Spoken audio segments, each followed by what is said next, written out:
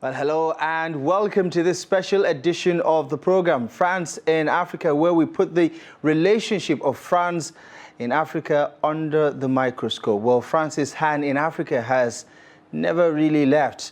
From popping up puppet regimes to fueling instability, Paris continues to wield influence long after its colonies hoisted their flags of independence. Its exploitative agenda is clear in the economic stranglehold of the CFA franc, the shadowy role in coups, and the quiet sabotage of reformist leaders. Now, as calls grow louder for reparations, debt justice, and true political freedom, France faces a reckoning. Africans are asking, how long will exploitation be dressed up as partnership? Well, joining me to unpack this intricate conversation is a panel. Here in the studio with me is Amsfree Ajanaku, the Executive Director, Grassroots Center for Rights and Civic Orientation. Joining me virtually is Professor Mukhtar Imam, a professor of political science and international relations. Well, first, let's set the ball in motion with a look at this documentary that captures the essence of today's conversation. Have a look. The scars of colonialism still mark Africa. Centuries of plundering, violence, and enslavement have stripped Africa of its wealth and vital strength, leaving behind a wounded continent and a mutilated future. Today, as the world speaks of justice, equality, and historical responsibility, the issue of reparations to African countries becomes not only a moral imperative, but also a necessary step to redress centuries-old injustices. The colonial powers, Britain, France, Belgium, Portugal, Germany, and others, reaped enormous profits from African lands for decades, leaving behind ruined economies, artificial borders, ethnic conflicts, and poverty.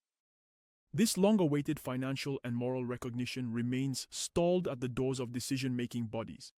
This film delves into the heart of historical archives, methodically documented colonial crimes, and West Africa's relentless quest to wrest justice from history.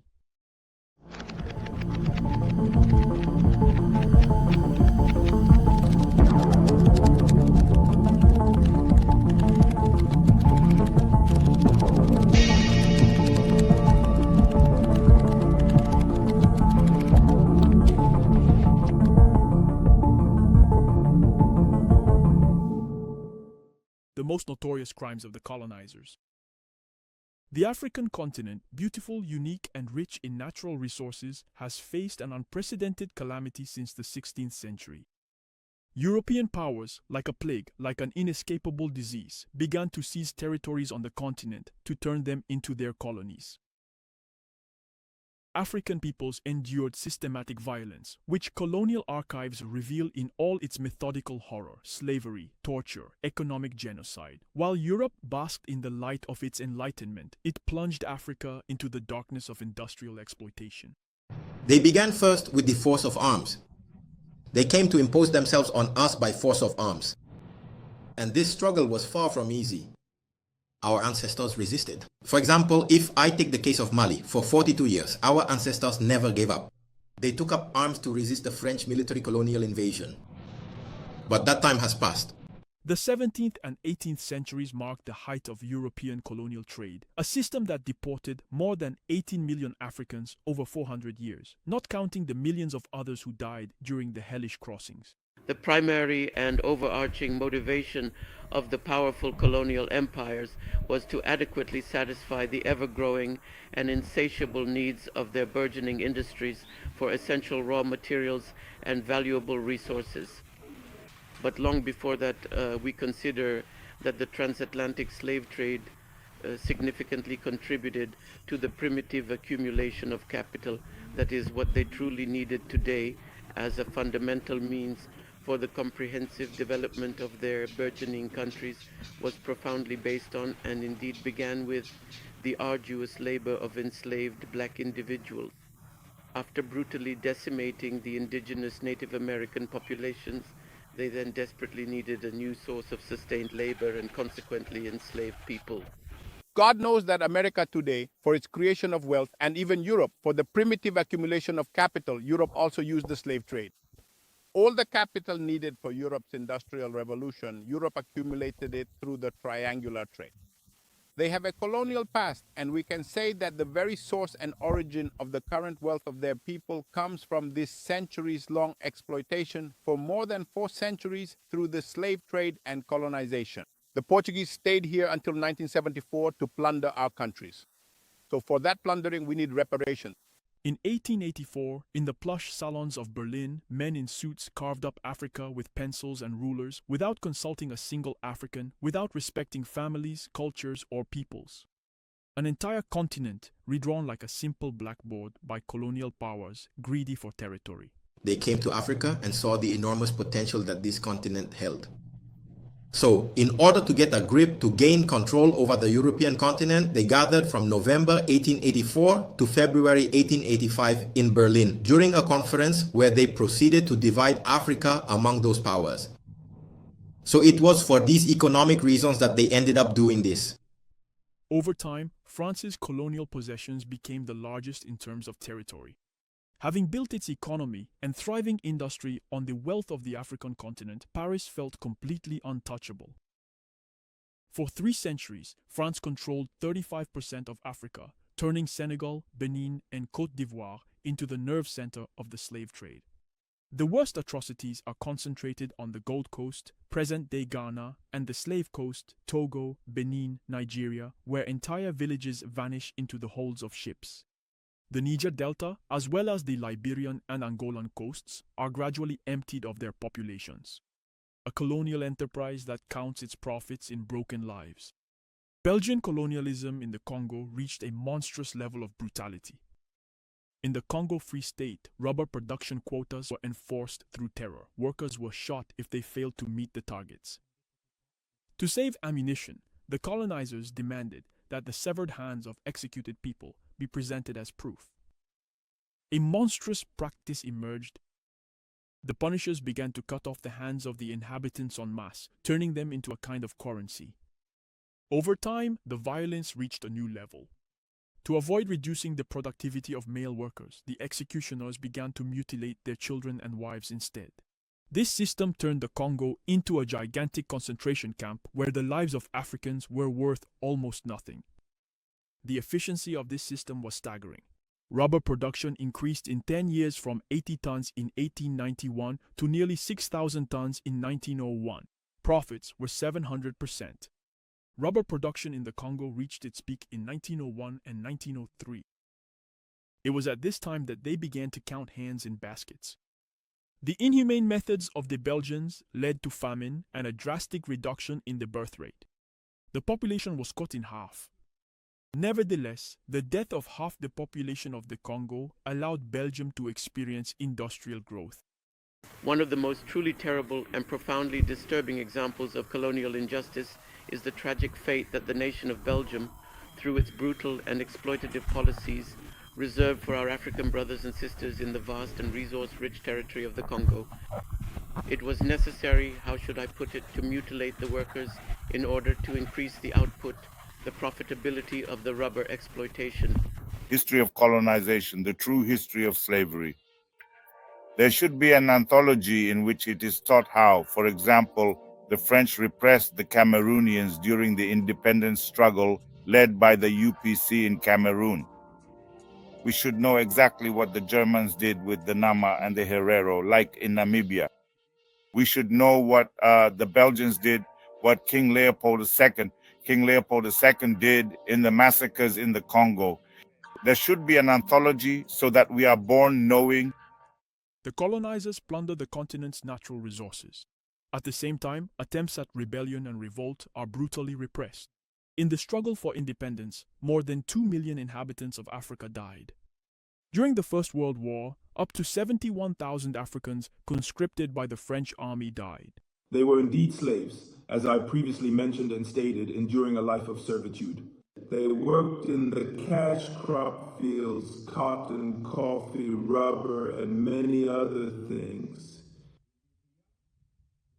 So it was suffering, and they worked under the whip. They were not paid. They were subjected to extremely harsh conditions, being given food only once a day, which was often insufficient for their strenuous labor. They were forced to work tirelessly for 12 to 14 hours each day, enduring brutal physical demands under the oppressive rule of their overseers. Consequently, leading up to the year 1928, there were numerous brave Ubanguians who vehemently disagreed with these exploitative practices and actively sought to resist. They courageously attempted to fight against the French, specifically the French colonists, who had imposed this severe regime upon their land and people, striving to reclaim their freedom and dignity from the colonial powers. This particular event marked the very first significant resistance, and consequently, they valiantly fought against the encroaching colonists until the year 1931, at which point the colonists strategically brought in substantial reinforcements from other established colonies such as Gabon, Chad, and the Congo, arriving with a formidable array of modern weapons and advanced armaments. During the Second World War, France's attitude towards the exploitation of Africans did not change. The Thiaroye massacre near Dakar is a striking example of this. African soldiers who had returned from the front after fighting for France refused to leave the camp without their pay. The French officers were furious that the Senegalese riflemen had dared to claim their rights. On the morning of December 1st, 1944, the French army opened fire with automatic weapons on the soldiers at Thiaroye. Today, more than 80 years after this terrible tragedy, the Senegalese authorities, who are increasingly freeing themselves from the influence of the former colonial power, have organized official excavations to establish the details of the event and the actual number of victims. The results of the investigation could serve as a basis for holding those responsible to account and making them pay for the crimes of the past. Indeed, the Senegalese government is organizing archaeological excavations at the military cemetery of the Thiaroye camp. These archaeological excavations have already begun to yield some results. But above all, these excavations will allow us to determine the number of deaths, the number of soldiers murdered at Thiaroye, because some people say 30, but others say 350. And it is especially this data that the excavations should allow us to uncover. Another thing is that through the number of skeletons, people will be able to estimate roughly how many soldiers were killed. Once Senegalese people have a complete file on the number of soldiers who were killed, how these soldiers were killed, and the DNA of these soldiers, Senegal will be able to put together a comprehensive case to demand reparations from France. Restoration of justice. Reparations are compensations for the damages caused by wars or crimes. For example, Germany paid reparations to Israel and to Jewish communities for the Holocaust. But why does Europe remain silent about its crimes in Africa? Are colonization and the slave trade any less horrific? The example of Haiti is particularly telling. After independence, France forced the country to pay 150 million gold francs, which amounts to tens of billions today. Haiti borrowed from French banks and only finished repaying the debt in 1952 after having paid twice as much.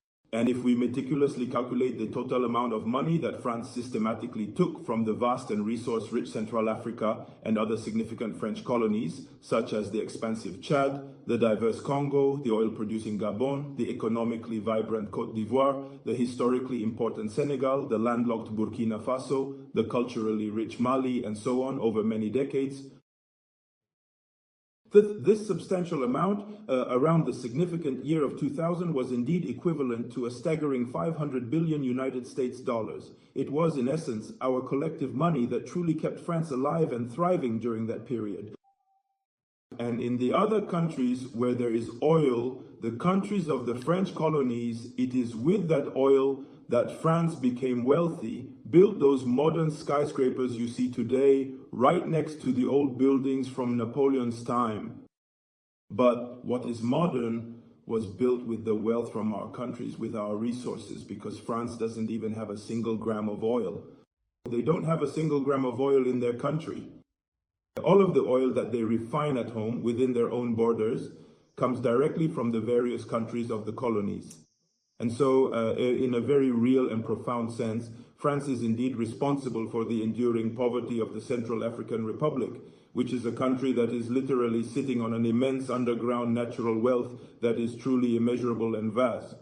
We are a nation, our country is incredibly rich in resources, but the vast majority of the population, we are unfortunately very poor. We live in a state of profound misery and hardship. And I truly believe the time will inevitably come when the government of our beloved country, the esteemed National Assembly, and indeed the entire population must unequivocally unite as one cohesive force and formally demand just and rightful reparations from France for past grievances. Today, the realization of the concept of reparations is only accelerating in Africa. The nations of the continent are growing stronger both morally and financially, and today they are able to engage in dialogue as equals to demand justice. So why would we talk about reparations? It's obvious. Africa has experienced several systems of exploitation: slavery, colonization, apartheid, neocolonialism, and neoliberalism. And since Cote d'Ivoire is an African country that has experienced all these systems or is still experiencing them, it is only natural that when Africans, people of African descent, speak with one voice about reparations, it is entirely normal for Cote d'Ivoire, as an African country, to also claim its right to reparations. So that's what you need to know. And when there are wrongs, they must be righted. This is part of immanent justice, as well as divine justice and human justice. In 2023, the African Union adopted a resolution demanding justice for the victims of the transatlantic slave trade. Furthermore, the AU joined with the Caribbean Community, CARICOM, to jointly advocate for the right to reparations. In 2025, the concept of reparations for Africa took an even more concrete form when the African Union chose as its theme for the year Justice for Africans and People of African Descent through Reparations. That colonization was a wrong done to us, to our countries, to our peoples. We have the duty, not just the right, but the duty to demand reparations. Because today in our country in particular and in the AES more generally, we are talking about sovereignty, we are talking about true independence. And this sovereignty and this true independence must make us profoundly understand that colonization was indeed the greatest, or certainly one of the greatest evils that our peoples, our countries have profoundly experienced after the abhorrent slave trade, of course. So at that moment, and those who carried out the slave trade are the same ones who carried out colonization. So two birds with one stone. We can demand from those countries, right, from those states, reparations that match the extent of the harm, the damage that we have suffered over centuries for some countries, over several decades for others. So the question of reparations, we cannot avoid it, we cannot ignore it. We will inevitably get there in a rather harsh and difficult way, sooner or later, but it is an essential demand that we absolutely must put on the negotiating table during any discussions, especially if negotiations are indeed necessary. However, what must not be, what is unequivocally not negotiable under any circumstances, is the full and complete payment of these crucial reparations. This topic was very relevant because the wounds of the past inflicted by the colonizers have not completely healed. This situation has worsened due to the fact that countries like France and the United Kingdom continue to dominate the economies of their former colonies. After independence, African countries were neither morally nor economically prepared to build relationships with the former colonial powers on an equal footing. Paris took advantage of this to sign contracts with Africa under predatory terms, neocolonialism. Despite independence on paper, African countries continue to enrich Europe. There are several mechanisms through which Western countries keep Africa, especially Cote d'Ivoire, in a state of economic dependence. Reparations for the damage caused by slavery, colonization, and above all by France-Afrique and neocolonialism. The CFA franc, which was established in 1945, is a colonial currency that remains a neo-colonial currency because it is a remnant of French influence. And from this point of view, if we are talking about Africa's economic sovereignty, it is, as we mentioned earlier in the reparations debate, about addressing and demanding reparations for the damage caused by the system. France has taken many things: gold, diamonds, and more recently, uranium. You see, we possess a truly significant and valuable uranium deposit located in the region of Bakouma, and the French authorities, without our explicit consent or proper consultation, made clandestine arrangements among themselves to acquire and purchase this precious uranium. This was done because they erroneously believed it was inherently their resource, and they proceeded to buy it between the years 2006 and 2008 for a substantial sum amounting to several million euros, completely disregarding our sovereign rights and ownership.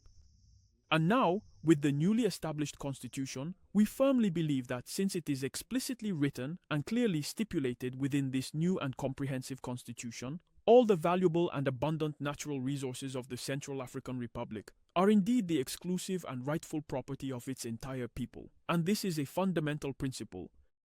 I think that in the very near future, we must nationalize everything that France bought at a low price and purchased. Western multinationals are facing a wave of criticism in Africa for their predatory practices, plundering natural resources, opaque contracts, and shameless exploitation of the continent's wealth, often with the complicity of local elites. Africans discontent with the activities of major French companies such as Bolloré, Total Energies, Orano, Eramet, and others is linked to the long-standing economic, environmental, social, and political consequences of their operations. The French company Eramet, through its subsidiary GCO, exploits zircon in Senegal, destroying ecosystems and displacing entire villages. The mine has destroyed 80% of local vegetable production, thereby depriving the population of income. GCO earned 1,106 billion CFA francs in 10 years, but only paid 5% to the state as royalties.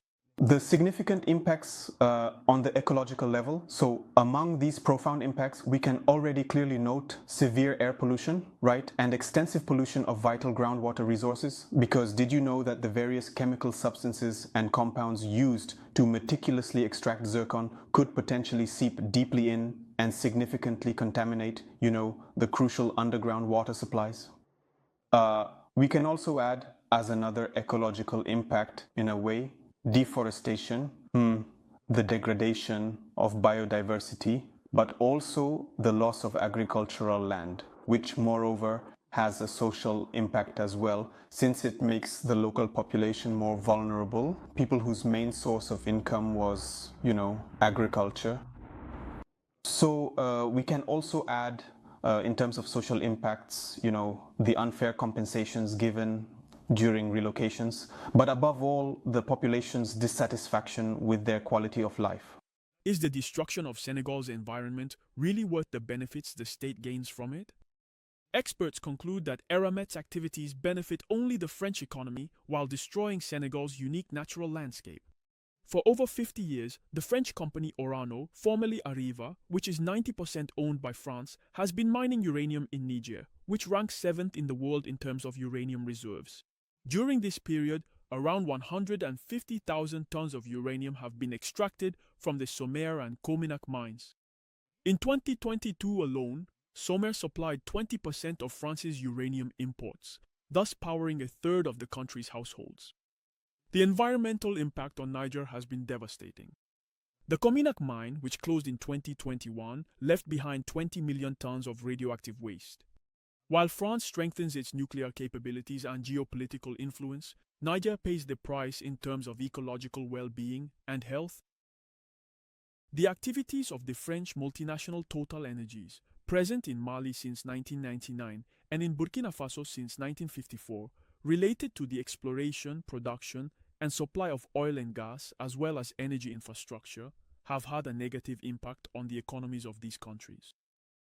In Burkina Faso, Total Energies has dominated the fuel market by maintaining high profit margins. This has resulted in higher prices for consumers and reduced government revenues. The country has lost millions of dollars per year. The new authorities in Mali and Burkina Faso have accused France and its companies, including Total Energies, of economic exploitation and neocolonialism, demanding a renegotiation of contracts and an increase in the state's share of the profits. The French oil company Perenco, as the sole operator in the Democratic Republic of Congo, is causing catastrophic damage to the ecology of the Boenda region. Numerous reports reveal systematic violations, illegal gas flaring, frequent oil spills due to aging pipelines, and contamination of water, soil, and air by toxic waste. The company's activities are a striking example of environmental colonialism, where the profits of a foreign corporation are placed above the well-being of the local population and the preservation of the region's unique ecosystem. To achieve justice, the first step is to review the terms of the contracts. This will help to balance the clauses to some extent, but also an action could be taken in the direction of good governance. So it is necessary to strengthen this good governance and ensure that the population is exclusively involved. So this participation is also imperative.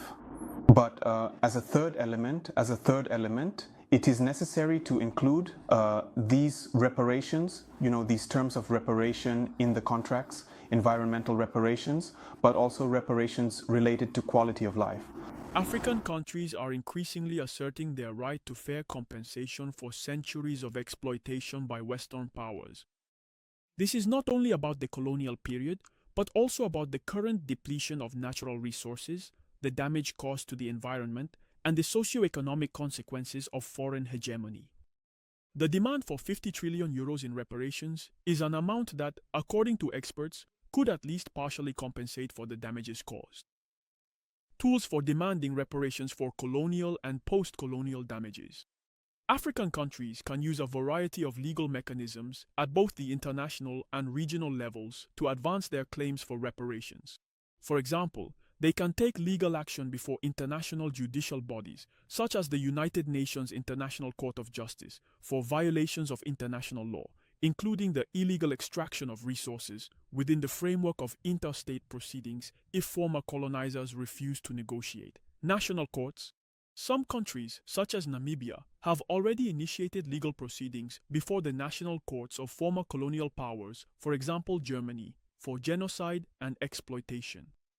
This procedure can be used to seek financial compensation or the return of cultural artifacts.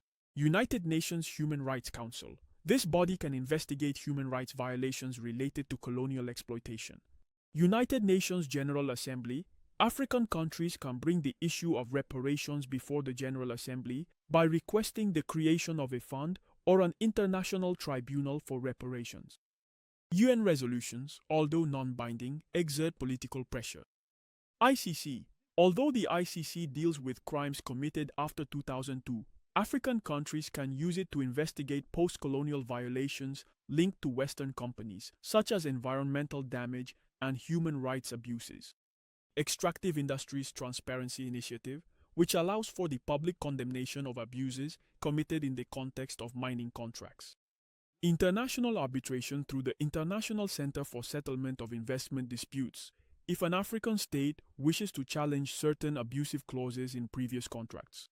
African Commission on Human and People's Rights, which will allow for hearing cases of environmental and economic rights violations.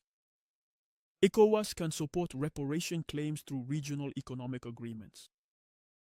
The African Union is an essential platform for coordinating reparation claims at the continental level. The AU can draft resolutions, thus creating a united front among African countries. The Alliance of Sahel States has become a platform for promoting national sovereignty and resisting Western influence. It can be used to coordinate reparation claims, particularly against French companies such as Bolloré, Total Energies, and Orano. We are still suffering today from the consequences of colonial exploitation. And taking corrective or reparative measures is of utmost importance. These reparations will also enable African countries to be sovereign and to assert their sovereignty. And this, in a way, reaffirms that they are capable of defending their own interests. While the West still refuses to take responsibility, Africa reminds the world of an uncomfortable truth. Colonialism has not disappeared. It has simply taken on new forms. And if equality is not just an empty word, then reparations are only the first step toward a long overdue historical justice.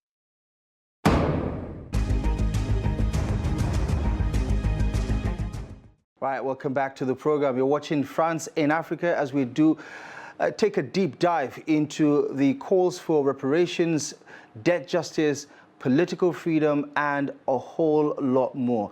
That bit has really put the spotlight on some of the issues around the negative impact of France and its invisible hands, as the case might be in some of those instances, with some of its former colonies as well as other countries on the continent. Amsfree Ajanaku is here with us in the studio. Amsfree, for a lot of reasons, right? A lot of people find this conversation to be important in this day and age, given what is currently happening on the continent right now.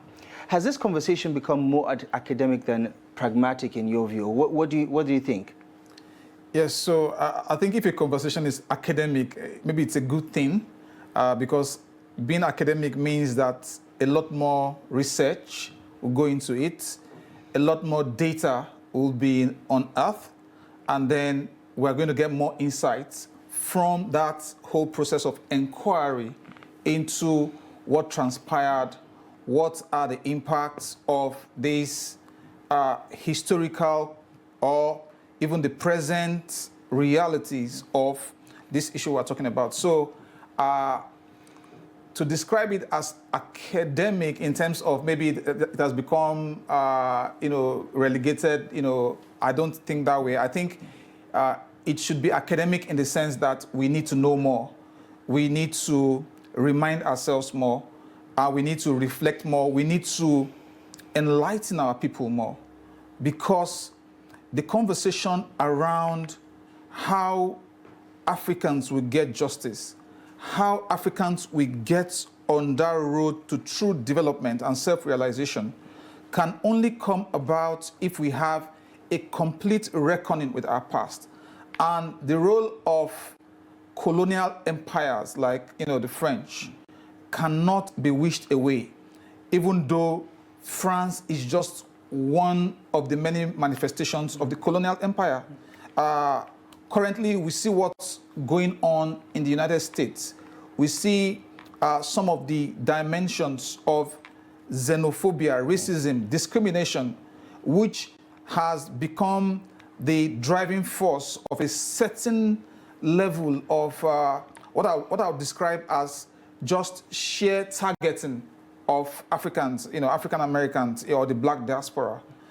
These are fallouts of some of the legacies, negative in a sense, that colonial empires like the French have wrought in Africa, and even the internal contradictions, the ongoing internal contradictions within Africa's own civic space, Africa's political space, the coup d'etats we are seeing in West Africa.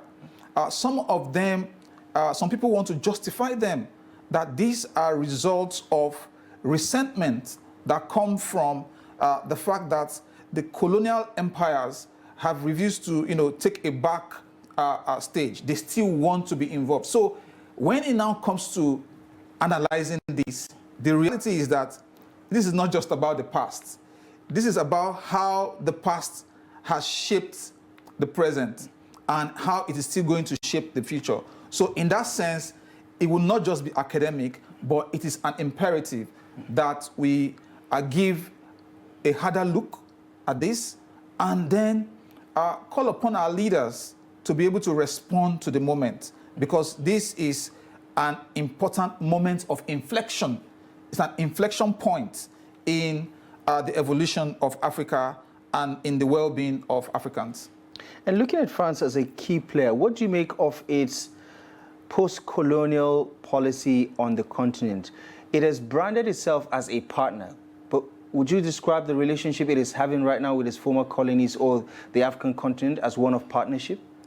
Absolutely not. Maybe what the French have basically done is to masquerade the real intentions as partnership. Maybe it's no longer fashionable to look at things from a colonial lens or from a racist lens. Maybe because assimilation in a crude sense that was pushed forward during the colonial era is no longer fashionable. And so you want to talk about old wines in completely rebranded bottles that go by the toga of partnership. But of course, like your intro rightly pointed out, much of this partnership has been exploitative. Much of this partnership has been demeaning. much of this partnership has actually reduced the dignity of many of these African countries to the point that one wonders if they are truly independent countries, if they can be so tied to the apron strings of the French colonial empire, if the French colonial empire would dominate their economies so much so that even in post-independence period, where there were leaders who wanted to at least put a toga of independence to the evolution of events in their countries, there was a serious backlash.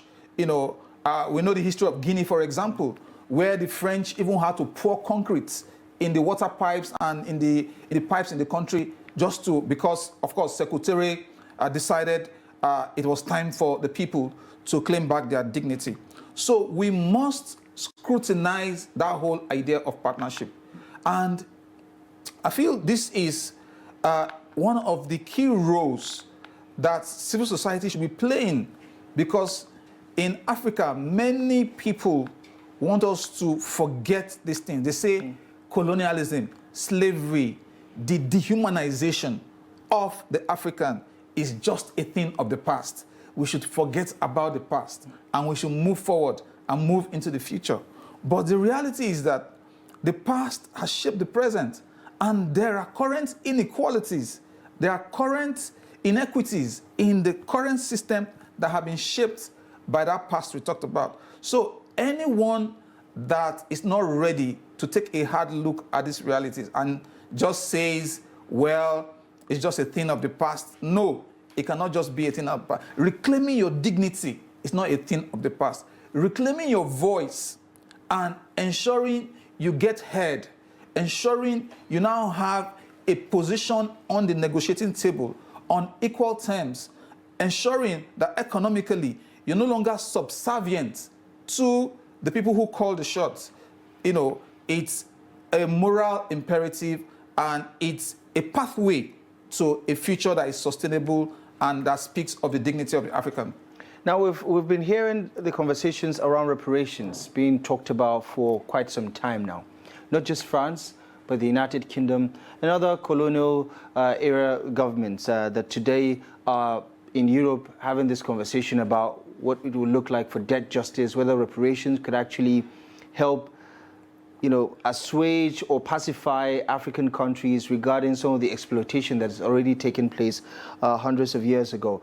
Talk to me about what this conversation could actually mean for the future of former French colonies, who are today some of the poor performing countries on the continent that are dealing with poverty, unemployment, deficit in infrastructure, and a variety of other structural issues. Is this a conversation that you think can actually turn the tide in favor of those former colonies? Absolutely, absolutely. And that is why, again, the constituency that sparks this fire and that continues to push this agenda is actually going to be an informed people, a very strong civil society, and of course, the governments themselves in Africa need to have a clear mission statement and take the reparation debate away from the conference rooms to the point of shuttle diplomacy, to the point of negotiations, to the point of bilateral, multilateral conversations about the future of Africa itself. So I'll break it down in two ways. The first point to note is that from a historical point of view, there is a burden that has to be paid. There's a debt that has to be paid, not only in monetary terms. And Abdullahi, I think we've had this conversation severally, that the discussion about reparation is not just a monetary discussion. It's a discussion that connects the dehumanization, the atrocities of the past, and connects it to the inequities of the present. Because poverty, ignorance, and the disease that ravaged the people of Africa because of their unequal position within the global map, those things are not happenstance. They are not a result of a big bang or something just happened. They are a result of clear disparities, historic disparities in economic relations. And this is why we make the argument, for example, that we should be concerned about the fact that Africa, with all the huge and abundant mineral resources, should not be playing within the context of mere extraction. We should also be playing in terms of value addition. Why is it, for example, that we produce 70% of the cocoa, and then we are not even adding value to 1% of it? Of course, because the global economic relation has made this in such a way that we are just extractors, and even the technology for extraction is not even within our own grip. It is the global powers that actually determine even the technology. So we have been made to play not second, third. In fact, we have been made to play the 100th fiddle in the economic trajectory, and that has not been helpful. So this discussion, we must insist, remains very, very important. And this is also a clarion call to organizations, multilateral organizations like the African Union, which incidentally made 2025, the theme around, it themed its 2025 theme around reparation, to, energize this conversation. For example, in Nigeria, I'm not seeing sufficient meetings, confabs of civil society asking and pushing the agenda and trying to ensure that this gets heard in where it matters. Right. And then beyond some of the bureaucratic, focused kind of conversations we're having, we should have a people-to-people discussion, because this is not just about Africa alone. There's also the diaspora. Right. So I think that this is a very important conversation that nobody can say Africans should just close that chapter and it's a thing of the past, just leave it in the past. Talk to me about the entanglement that currently exists, whether you're talking about the CFA franc, for instance, or the reserves of most of these colonies being in France. Do you think that's where the conversation has to begin, economic emancipation, so to say, before the political aspect of it follows up? And then we can maybe build on that to talk about reparations and correcting the wrongs of the past. Yes, so I think this is a very, very interesting question and very insightful. Which comes first? Is it the economic emancipation or the political emancipation?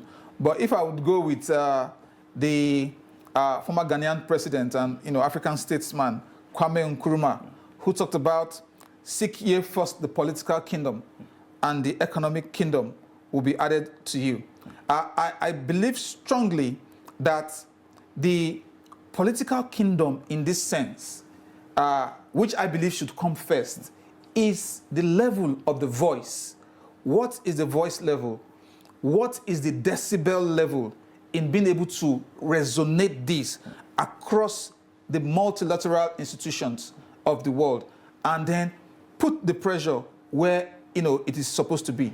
What is the political will of the government? So the economic aspect of it would only be like we are going to the meal without a lot of punch and effectiveness. If the political side, in terms of the voice of the people of the continent, the voices of the leaders of the continent coming together. I mean, this year there was a UN forum, and one of the things that was said there, and I mean it was agreed by even the UN Secretary General, that, and if the UN system has even made it clear that slavery is a crime against humanity.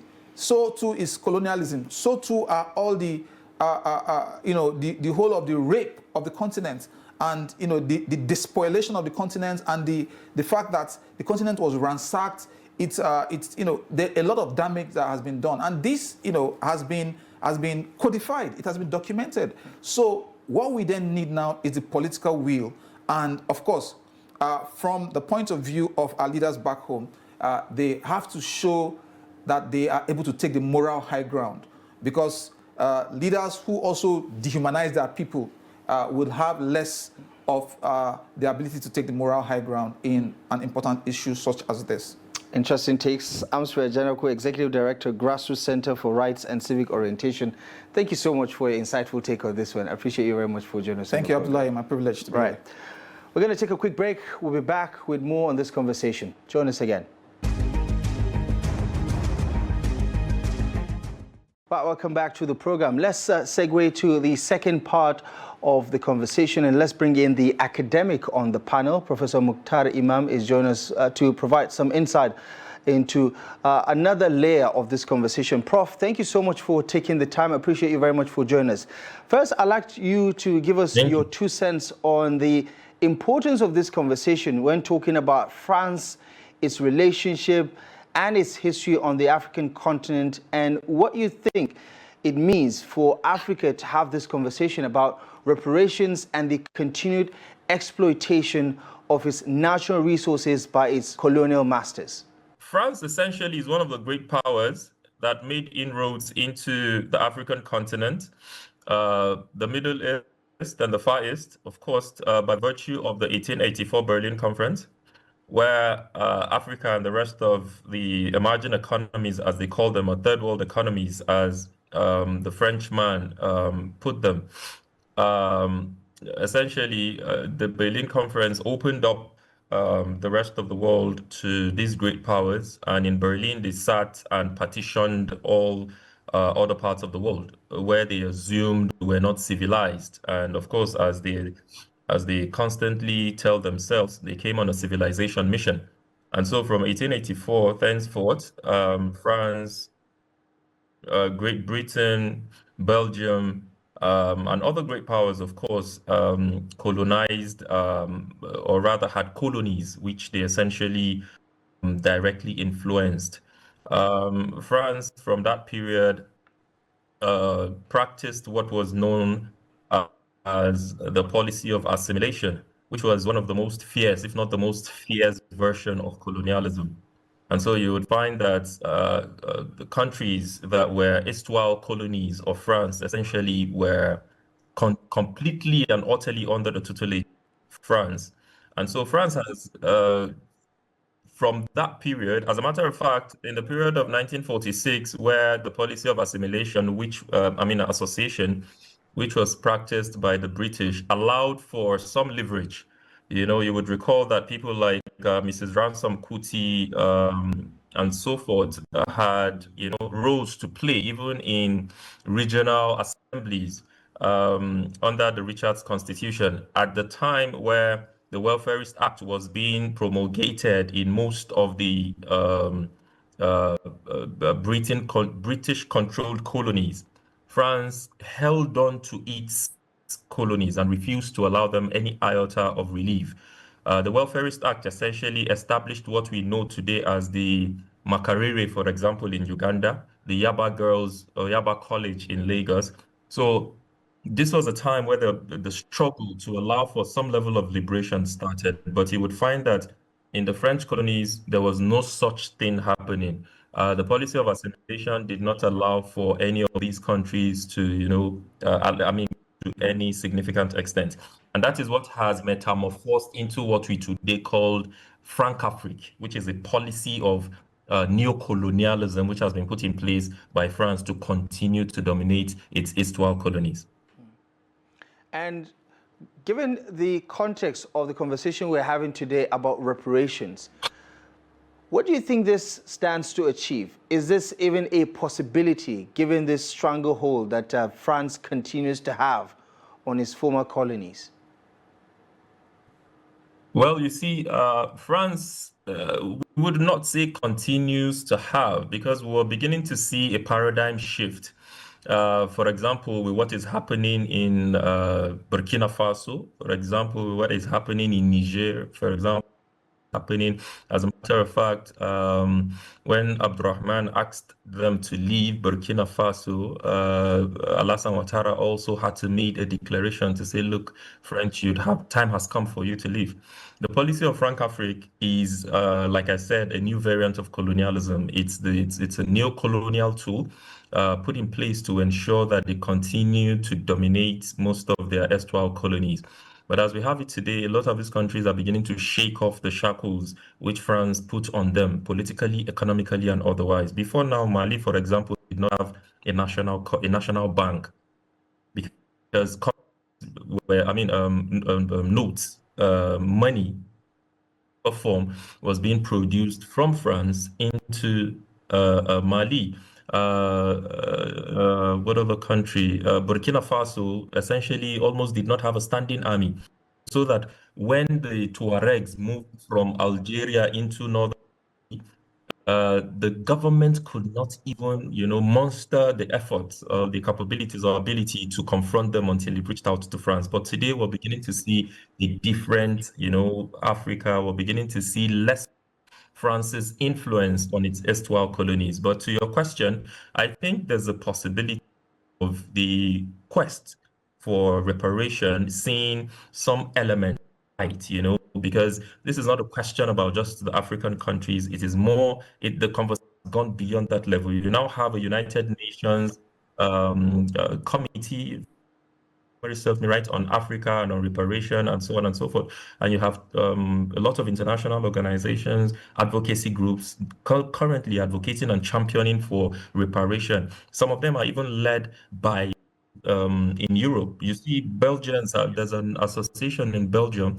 And by the way, what Leopold did in the Congo under the rule, the King Leopold under the Belgian rule, was even worse than what we're talking about here. But we're seeing some elements of reparation, not necessarily in cash form, but then in artifacts and so on and so forth, being returned back, being restored to some of these African countries. So there's a tendency that might see the light of it. Might not necessarily give us, full closure, but it will allow for some level of clemency, for lack of a better word, some level of, some relief. It will allow Africans to understand that we're now grown and we have gotten to that level, at least at the level of.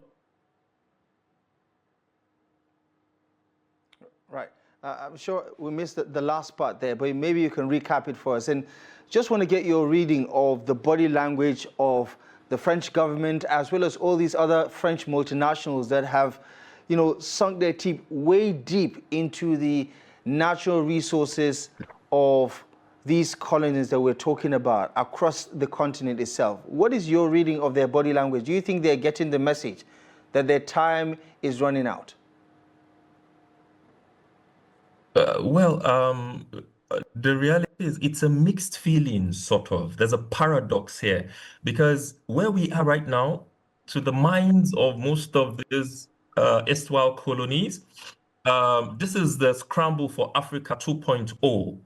They're returning back, but not in the form of variants they came in 1884. 1884 was literally subjugation, suppression, colonialism in its raw form.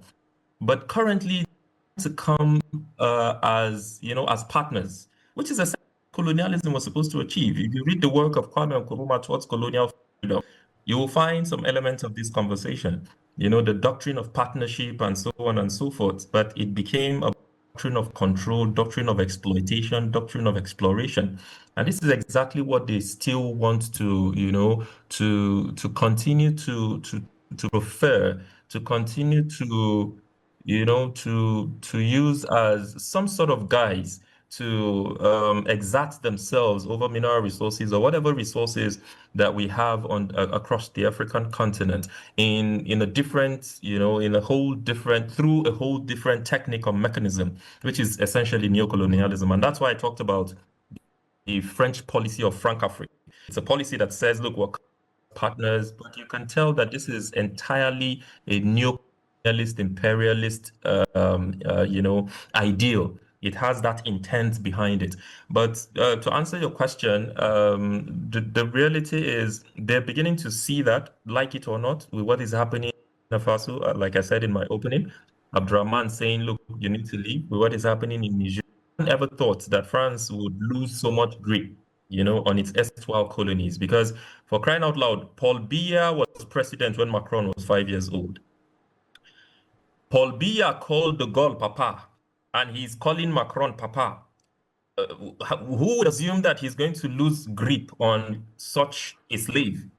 Here we're beginning to see things take a different dimension. There's a paradigm shift. The dynamics across Africa is telling that Africans, whether at the level of the leadership or at the level of the lowest class, are requesting to meet these, erstwhile colonies as kings meeting kings and have some kind of partnership rather than a slave-master relation. And finally, just before we go, Prof, what do you think the rest of the continent, especially the Anglophone-speaking part of the continent, would do to make this new reality become the immediate future of especially the Francophone countries that are seen by many as still, on a leash? Well, you see, the onus is on Africans, first of all. As I will quote Chairman Mao Zedong once said that all reactionaries are paper tigers. And when Mao is talking about reactionary leaders, he said all reactionaries are paper tigers, but that from a point of view, it belongs to the ordinary people. Diplomacy has moved away from the traditional diplomacy. Diplomacy is now about the power of the citizens. That's why citizens diplomacy has become one of the most essential versions of diplomacy. What people say, how people act and react is what gives foreign policy direction across the world today. This is what is shaping the dynamics in the US-Israel relationship today. This is what is shaping the Europe and so forth relationship. And this is exactly what needs to play out on the African continent. As far as diplomacy is concerned, every country must relate with another. None can live in isolation. And that's why we call it diplomatic bargaining. And in this bargain, you are either bargaining from a strength, a position of weakness, or in no position at all. We cannot constantly go to these powers, quote and unquote, cap in hand begging. We need to now start meeting them as a king meeting a king. China was colonized, for crying out loud, but the largest economy in the world, whether the US through the petrodollar likes it or not.